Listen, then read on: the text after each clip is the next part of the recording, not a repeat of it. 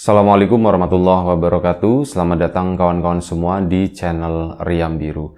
Terima kasih banyak untuk kawan-kawan yang sudah berkenan hadir di channel ini. Dan pada kesempatan kali ini ada satu cerita datang dari Mas Koifin di Jepara.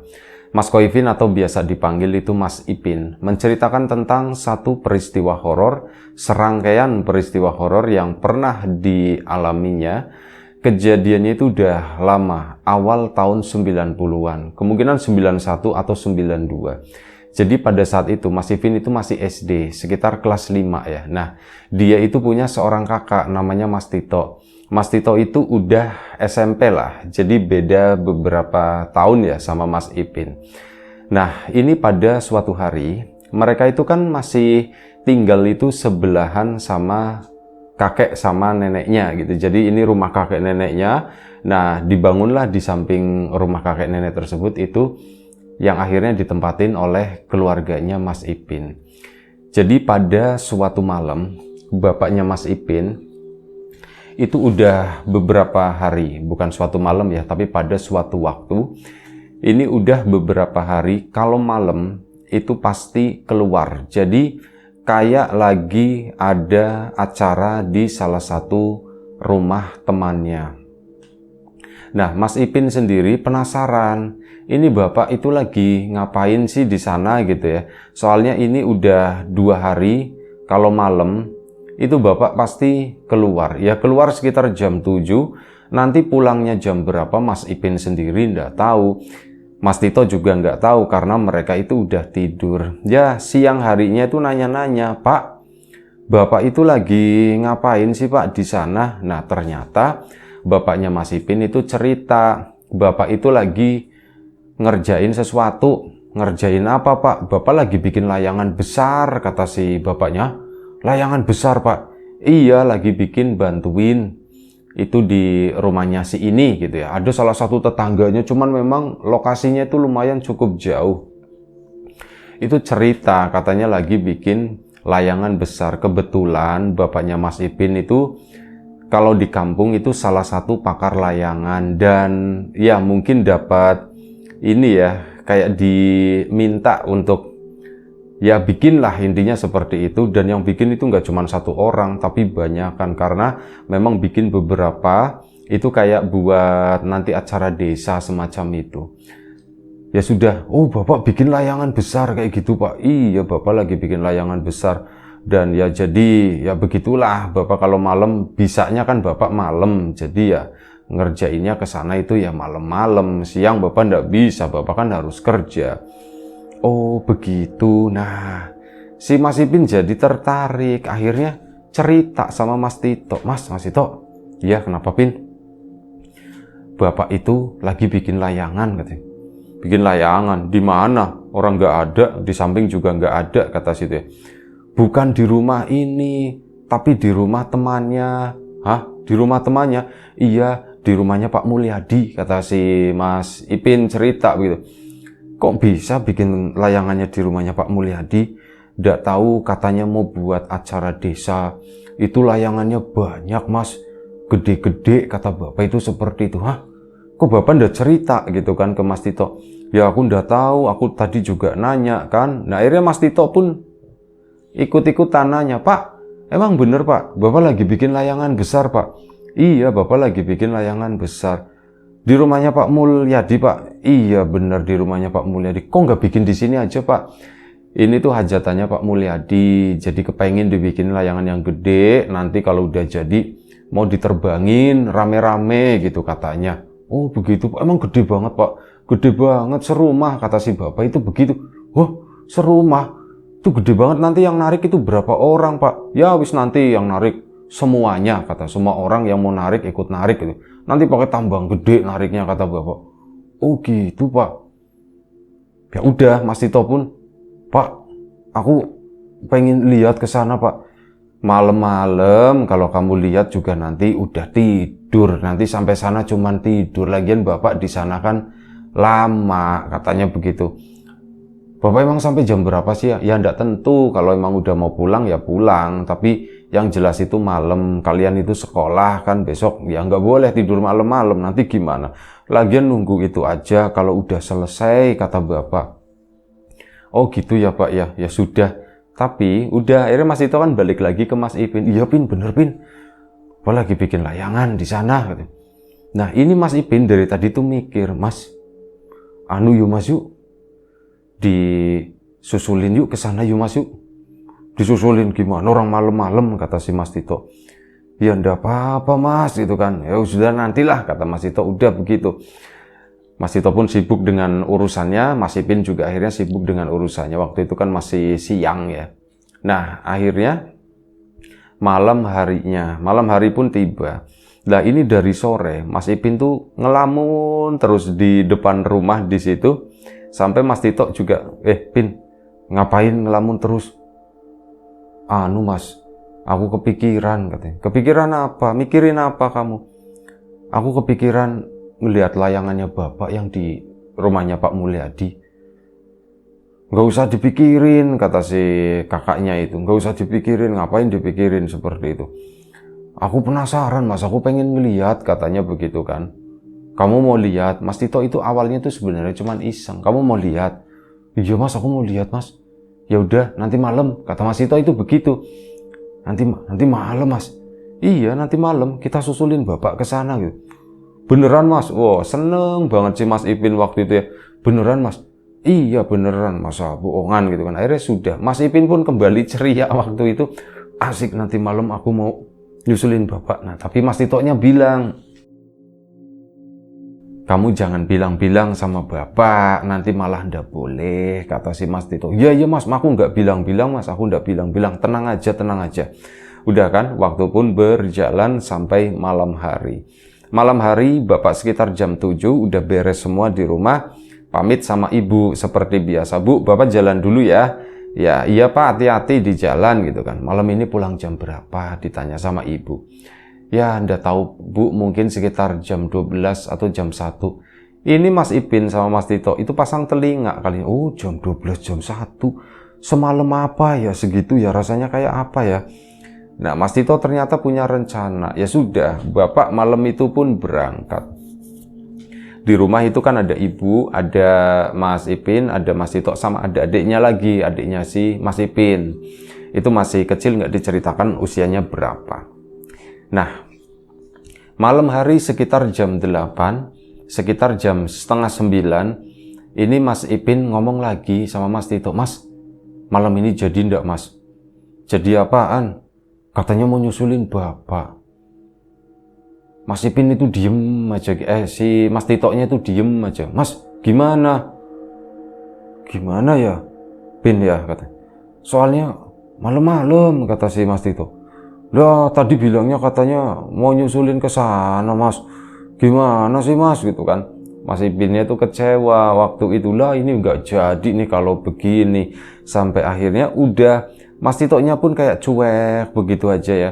Nah Mas Ipin akhirnya sudah merasa sudah tidak ada harapan. Akhirnya dia pun masuk ke kamar, siap-siap mau tidur. Itu udah sekitar jam setengah 9 malam ya. Ibunya sama adiknya itu udah masuk ke kamar juga. Sepertinya mungkin lagi siap-siap tidur juga. Dan lagi rebah-rebahan di kamar di situ. Mas Tito masuk, dia itu udah bawa sarung. Terus bawa senter kayak gitu. Pin, ayo Pin. Nah, ternyata begitu ngeliat, kok setelannya udah berubah sih Mas Tito. Jadi Mas, katanya. Jadi, kata si Mas Tito. Ya udah, terus aku gimana Mas? Ya udah, kamu bawa sarung aja, barangkali dingin, kata si itu ya. Akhirnya udah Mas Ipin pun bawa sarung, nyiapin. Si Mas Tito-nya tuh ngelongok-ngelongok begini, nengokin ibu. Oh, sepertinya ibu udah tidur. Dan akhirnya udah cuman ngasih kode jangan berisik ya. Akhirnya keluarlah si Mas Tito sama Mas Ipin tadi. Pintu pun nggak dikunci, cuma ditutup grep begitu aja. Itu udah kebiasaan di situ. Jadi ya di lingkungan tersebut itu relatif lumayan cukup aman lah. Lagian memang Di rumah sebelah, berarti ini rumah kakeknya, itu ke sana lagi itu ada tetangga lain. Mereka juga lagi, biasanya tuh ada beberapa orang melek di situ. Nah, Mas Tito sama Mas Ipin keluar kan. Nah, begitu keluar, ya keluarnya juga ngendap-ngendap. Jangan sampai orang-orang yang ada di situ itu ngelihat, nanti bakalan ditanya-tanya gitu kan. Alah sudahlah, biarin aja gitu kan. Akhirnya lagi ngendap-ngendap begitu, ada yang ngelihat tetap aja. Disamperin dong. Weh, siapa itu? Nah, terus Mas Tito-nya kan nongol begitu. Ini aku, Wak. Lah kamu toh, tak pikir siapa? Malam-malam mau kemana? Ditanya kan sama si tetangganya itu. Aku mau nyusul bapak, kata si Mas Tito. Oh, bapak lagi di sana ya, di rumahnya Pak Mul ya?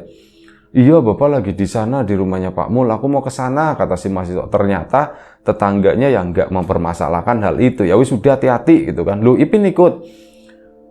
Iya Pak, aku ikut Pak gitu kan. Ya wes, hati-hati di jalan katanya. Akhirnya sudah, mereka pun lepas, mereka pun aman. Jalanlah mereka berdua. Di perjalanan itu, ini adalah pengalaman pertama Mas Ko Ipin malam-malam itu jalan kaki menembus kegelapan kampung tersebut. Ya, namanya masih di tahun 90-an ya, lagi-lagi ya, kita mundur itu kan berarti berapa, 30 tahun lebih gitu kan, 30 tahun yang lalu. Kampung-kampung itu masih asri, beda banget lah mungkin dengan sekarang. Dulu itu masih banyak kebunan, lampu-lampu juga masih terbatas. Listrik udah masuk ya ke kampung itu, cuman penerangan itu masih terbatas. Gak ada yang namanya lampu jalan itu yang dipasangin sengaja gitu, itu gak ada. Lampu-lampu penerangan jalan itu lumayan cukup gelap, dan masih itulah, jalan juga masih berantakan. Dan penerangan itu ya cuman kayak ngandelin lampu-lampu dari rumah warga. Ya rumah warga juga penerangannya itu ya sangat terbatas gitu. Gelap lah, tapi buat Mas Ipin sama Mas Tito, gelapnya malam seperti itu ya udah biasa karena mereka hidup di zaman itu ya. Jadi rasanya tuh ya enteng-enteng aja. Nah, malam itu angin, ini kan memang lagi musim kemarau ya. Makanya si bapak itu lagi bikin layangan karena memang angin lagi kencang-kencangnya. Ini kesempatan bagus buat nerbangin layangan gede gitu. Angin malam itu seripat-seripit gitu kan, lumayan cukup kencang, lumayan cukup dingin. Si Mas Ipin sendiri sarungnya dibuka terus dipakein begini buat jalan. Mereka tuh berdua ke sana menembus kegelapan. Mas Ipin sepanjang perjalanan itu diem aja, suka diledekin sama Mas Tito. Pin, takut Pin? Oh enggak Mas, aku enggak takut Mas. Si takut apa Mas? Ya barangkali kamu takut, kamu kan ini baru jalan-jalan malam begini kan. Iya Mas, aku baru Mas. Kamu gak takut kan? Dibegituin lagi sama si Mas Tito. Enggak Mas, aku enggak takut. Oh ya sudah, ya udah yuk jalan yuk. Nah di situ digodain sama Mas Tito. Mas Tito itu pura-pura lari, gedebuk gitu kan, pura-pura lari ke depan. Si Mas Ipinnya ya ikutan lari dan panik juga gitu. Mas, apa Mas? Nah, kenapa lari? Oh, Mas Tito-nya ketawa. Kamu takut ternyata, kata si Mas Tito. Ya, kaget Mas, aku udah takut, kata si Mas Ipin. Tetap gengsi lah begitu ya. Kaget, aku cuman kaget, aku udah takut. Mas, jangan gitu lagi sih, kata si Mas Ipinnya. Iya, ya sudah, kita jalan. Kalau takut bilang ya, kata si itu. Ini Pak Mul rumahnya jauh loh, masih ke sana lagi loh, lewatin lorong-lorong itu, lorong gelap. Ada beberapa tempat angker juga, kata si itu ya. Sama ngelewatin kuburan kecil, kata si. Nah di situ tuh angker banget, kata si Mas itu. Mas jangan cerita yang begitu sih Mas. Ya, Mas Ipinnya kayak gitulah, dia nanti kalau diceritain begitu kan malah tambah takut. Makanya dia komplain, Mas jangan cerita yang begitu sih Mas. Iya, ya sudah. Mereka pun melangkah pun memang nggak terlalu cepat. Mas Tito itu sambil lihat-lihat rumah orang, sambil lihat-lihat tanaman mangga dan sebagainya seperti itu. Dilihat-lihat, Mas emang ada apa sih Mas? Ya enggak, itu mangganya udah mulai tumbuh, kata si itu. Mas Ipin sendiri udah nggak mikirin yang namanya mangga, yang ada itu takut, beneran takut. Padahal kalau siang, ya jalanan itu tuh pernah lah dilewatin oleh Mas Ipin tadi. Cuman entah kenapa, begitu lewat di malam hari, rasanya itu beda banget. Rasanya kok nyeremin ya. Dan sudahlah, enggak apa-apa. Jalanlah mereka berdua. Dan mereka itu sampai di area, bukan kebun, ada rumah-rumah. Memang sebelumnya itu ada kebunan ya, kebunan kayak kebunan samping rumah begitu dong lah, kebunan kecil. Tapi kalau malam itu kan terlihatnya menyeramkan karena nggak ada lampu sama sekali. Nah, mereka udah ngelewatin itu sampai di sebuah ada rumah, ada 5 rumah. Sebelah kiri itu 3, sebelah kanan itu 2. Nah, rumah-rumah dulu itu kan dibangunnya itu memang nggak mepet. Jadi masing-masing rumah itu ada lorongnya, ada sentongan gitu ya. Jadi pokoknya ada jarak lah mungkin sekitar 1 meter ya. Nah, itu di salah satu lorong rumah tersebut, keluarlah, ini mereka lagi berjalan, baru ngelewatin rumah yang pertama misalkan. Ini yang sebelah kiri kan ada 3, 1, 2, 3. Di antara rumah kedua dan rumah ketiga itu ada lorong. Nah, dari lorong itulah mereka itu melihat ada sesuatu yang keluar dari sana. Truk keluar, bukan orang, tapi kebo. Ada kebo gede banget, warnanya tuh hitam. Itu keluar dari situ. Yo, si Mas Tito sama Mas Ipin kan berhenti di sana. Mas Ipin cuman ngeliatin doang, dan si kebo itu untung apa? Nggak nengok ke arah mereka, tapi larinya tuh ke sana, membelakangi gitu ya, ngambil jalur yang berbeda. Mas Ipin pun megang si Mas Tito. Mas, itu kebonya siapa Mas? Kata si Mas Ipin. Nggak tahu katanya. Kebo lepas kali ya, kata si Mas Tito. Kebo lepas Mas. Iya, nggak tahu juga katanya begitu. Dan itu tuh serem banget kebonya. Kebonya itu biasanya yang dilihat oleh Mas Ipin, Mas Tito, kebo itu kan warnanya ada sedikit abu-abunya begitu ya, enggak hitam, benar-benar hitam, legam. Sementara yang dilihat oleh mereka itu mungkin pengaruh efek malam juga bisa, tapi yang dilihat kebonya itu warnanya itu hitam, benar-benar hitam dan gede banget. Itu yang dipikir-pikir, emang lewat lorong situ bisa kali ya? Oh bisa kali ya, kata si Mas Tito-nya. Dia tuh kayak ngomong sendiri. Dan Mas, gimana Mas kita Mas? Ya udah ndak apa-apa, kita jalan lagi ke sana, ke depan. Tapi tunggu Mas, nunggu kebonya pergi jauh. Iya, kata si Mas Tito. Udah tenang aja. Akhirnya sudah, mereka pun nunggu sejenak di situ. Mepet ke salah satu pagar rumah warga di sana. Gak ada satu orang pun, sepi banget malam itu. Setelah mungkin nunggu sekitar 2 menit, baru mereka melanjutkan perjalanan. Ayo jalan, kata si Mas Tito. Iya Mas, jalanlah mereka. Mas Ipin sendiri itu sudah takut banget lah hawanya waktu itu.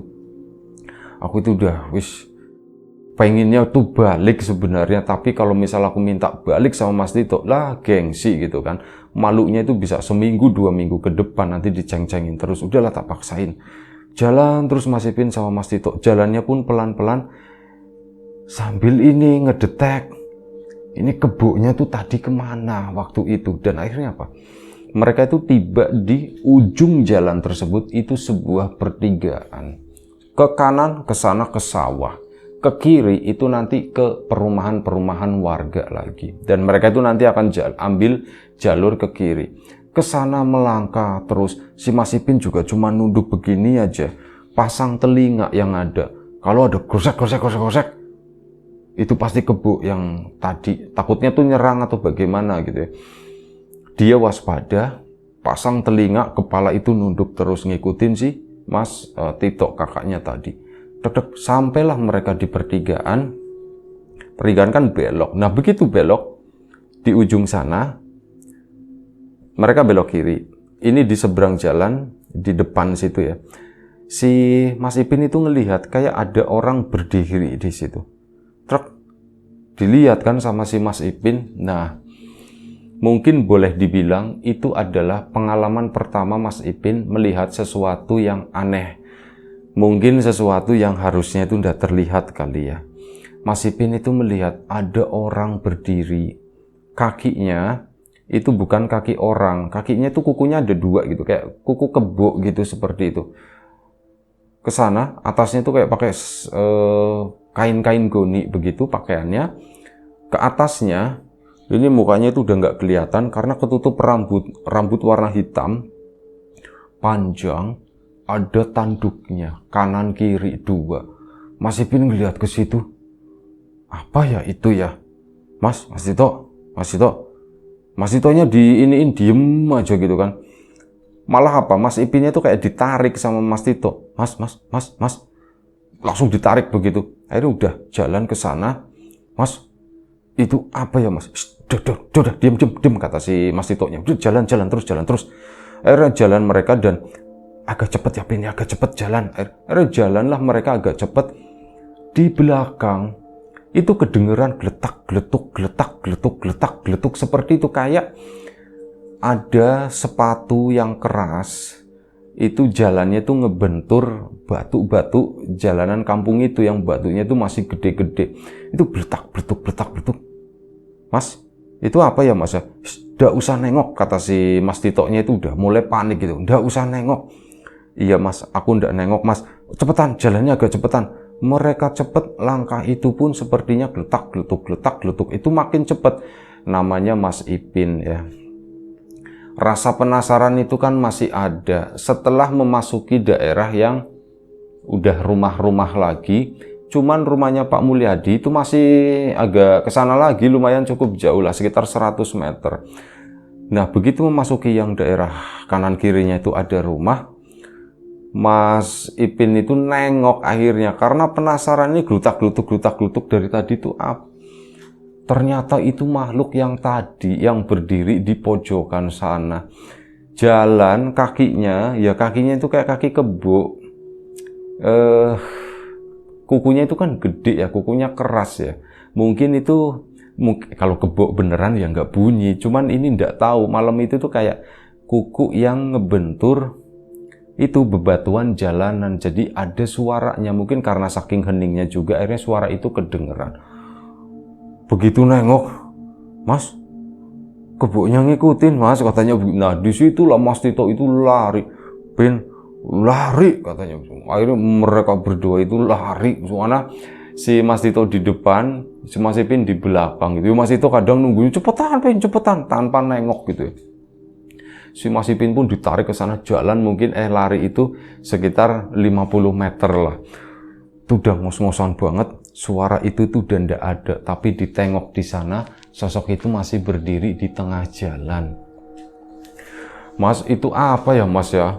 Itu apa ya Mas ya? Sudah, yuk buruan jalan. Mas, itu Mas masih berdiri di sana. Iya, biarin aja. Mas, nanti kalau ngejar lagi gimana? Udah Pin, diem, kata si Mas Tito. Kali ini Mas Tito juga merasa ketakutan. Akhirnya mereka melanjutkan perjalanan, dan singkat cerita, sampailah mereka di rumah Pak Mulyadi. Nah, saat udah deket di rumahnya Pak Mulyadi, ini ada beberapa orang yang duduk-duduk di pinggiran jalan. Ternyata di situ rame. Langsung disapa kan sama mereka. Ipin sama Tito, malam-malam lo kesini gitu. Mas Darmo, ini nih jagoannya nyusulin gitu. Nah, bapaknya si Mas Ipin kan bangun. Begitu bangun, "Duh, kalian kesini gitu. Sama siapa?" Ditanya kan sama bapak. "Aku cuman sama Mas Tito Pak," gitu kan. Mas Titonya diem aja waktu itu. Masih ngos-ngosan si Mas Tito. Mas Ipin juga waktu itu. Kalian kenapa kok ngos-ngosan seperti itu? Sini, minum dulu. Akhirnya di situ kan memang disediain teko gitu kan, ada teko, ada gelas-gelasnya. Akhirnya apa? Minumlah si Mas Tito sama si Mas Ipin. Nah, di situ bapak kan tadi lagi ngerjain itu ya, bapak pun istirahat sebentar. "Ngapain malam-malam kesini?" kata si bapak. "Ini Pak Ipin Pak, Ipinnya yang disalahin." "Iya Pak, tapi Mas Ipin terima itu Pak." "Iya Pak, aku pengen ngeliat." layangannya bagaimana, aku penasaran Pak. Ya itu layangannya tuh itu tuh bentar lagi jadi tuh, emang gede banget. Halamannya Pak Mulyadi itu luas, di samping rumah kalau rumah utamanya itu enggak terlalu luas, cuman di samping rumahnya sama tetangganya itu memang luas, kayak tempat buat jemur pari gitu ya, jemur padi itu. Jadi kan ya lumayan cukup ini ya, luas, dan itu dipakai buat ngebangun layangan tadi. Itu layangan gede banget waktu itu. Dan oh ini Pak, kalian kenapa kok ngos-ngosan seperti itu, lari ya ke sini ya? Pak, tadi aku ngeliat kebo Pak, kata si itu. Kata si Mas Ipin, kamu lihat kebo di mana? Di itu Pak, di rumahnya siapa sih ya? Aku nggak tahu, kata si Mas Ipinnya. Mas Tito pun akhirnya cerita, iya Pak, tadi keluar dari lorong rumahnya ini ke situ, dan pas di pertigaan Pak, di tikungan itu aku udah tahu itu sama tonda Pak, tapi kok jadi kayak manusia Pak, kakinya cuma 2 berdiri pakai guni-guni begitu, rambutnya hitam nutupin mukanya, panjang rambutnya Pak, rewuk-rewuk, kata si Mas Tito-nya. Lain kali, kata Bapak, ndak usah nyusul ke sini ya, bahaya loh. Kalau malam itu tuh banyak setannya, kata si Bapak. Iya Pak, Mas Ipinnya itu udah, ya dibilang nyesel ya nyesel, tapi setelah melihat layangan gede itu, rasa takutnya itu sedikit hilang gitu. Akhirnya ke sana ngeliatin layang-layang, Pak. Ini gimana? Ini bagian atasnya, ini nanti tuh bawahnya tuh di situ masih dipisah, nanti tinggal disambung, dan ini Bapak lagi ngejar semoga malam ini selesai dan besok itu bisa mulai diterbangkan, kata si Bapak. Oh berarti udah mau selesai Pak? Iya udah mau selesai Pak. Aku pulangnya gimana Pak? Kata si Mas Ipin yang nanya begitu. Ya kamu pulang sama Tito. Mas Tito-nya diem aja nggak jawab. Tok kenapa Tok? Ditanya sama Bapak. Diem aja. Mas Tito ndak berani pulang kali Pak. Mas Tito-nya ngeliatin si Mas Ipin. Aku nunggu Bapak pulang aja, kata si Mas Tito. Oh begitu, ya sudah. Tapi begini, Bapak kan pulangnya malam, bisa sampai jam 12. Kalian kalau misal ngantuk, kalian tidur dulu aja di situ. Itu tuh di sana tuh ada tikar, katanya begitu. Ada obat nyamuk juga di situ, kata si ini bapaknya. Akhirnya sudah, Mas Ipin sama Mas Tito yang lihat-lihat layangan. Di situ ada mungkin sekitar 8 atau 9 orang gitu, jadi lumayan cukup ramai. Akhirnya apa? Mas Tito sama Mas Ipin pun tidur di tikar di sana, karena ya itu tadi, mereka itu kan biasa tidur sore. Nah ini tuh udah mungkin malam ya, mungkin sekitar jam setengah 10, mereka belum tidur. Akhirnya udah ngantuk-ngantuk, rebahan-rebahan, mereka pun akhirnya pules. Nah ini di pules-pulesnya tersebut, bukan Mas Ipin, tapi Mas Tito. Baru tidur sejenak Mas Ipin, tiba-tiba si Mas Tito itu teriak-teriak. Teriak-teriaknya itu kayak orang-orang ngigau gitu. Seperti itu, dan Mas, ini bapaknya juga bangunin. Tok, bangun, Tok. Si Mas Ipin udah bangun, Mas Titonya bangun. Wah, aduh setan kebo Pak, ada setan kebo. Bilangnya itu begitu. Setan kebo di mana? Udah ndak ada apa-apa, kata si Bapak. Nah ya si Mas Tito-nya ngeliat Mas Ipin agak-agak malu gimana gitu ya. Akhirnya udah ada apa-apa Mas, mimpi kali Mas, katanya begitu, kata si Mas Ipin. Iya Pin, aku mimpi Pin, serem banget Pin. Sudah tidur lagi. Mungkin karena Mas Tito-nya ngantuk ya, akhirnya dipaksakan buat tidur lagi. Dan ya mumpung Mas Tito lagi tidur, Mas Ipin juga lagi tidur, ceritanya kita stop sampai di sini dulu. Kita lanjut lagi nanti di video selanjutnya ya. Langsung nggak pakai lama. Dan terima kasih kawan-kawan semua udah mantengin sampai menit, sampai detik ini. Sampai jumpa di episode selanjutnya Riam Biru, episode lanjutan cerita ini. Jaga kesehatan kawan-kawan tentunya. Assalamualaikum warahmatullahi wabarakatuh.